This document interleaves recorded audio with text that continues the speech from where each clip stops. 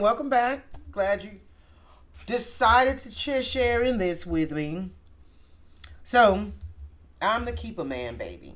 You heard of that, right? The woman is so excited and wants to stay with this man so much that they produce a child. Well, I was the second of those children. The first one was when she was 16. And my father went to jail for that act. And 4 years later, after they had went to prom, here I come. And the fun part of it is he was 20 years her senior, and she was a lost girl who had came over from New Orleans in the 60s trying to figure it out. She didn't. My father was married with 3 boys and a wife, and they still produced another child. The life of a keeper man, baby, is really complicated because the daddy doesn't really want to deal with this situation.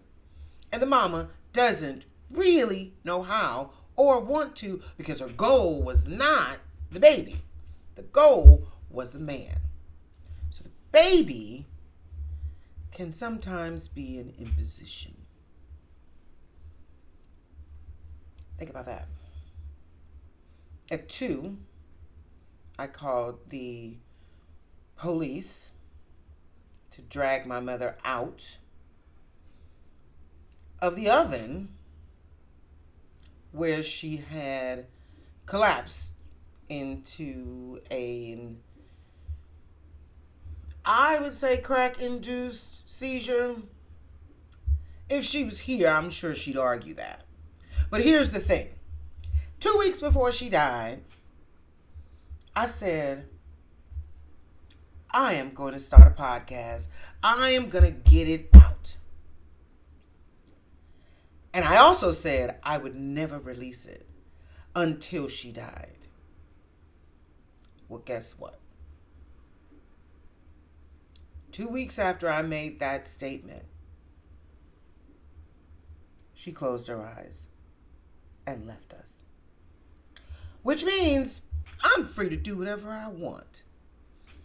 And this is the story I want to tell.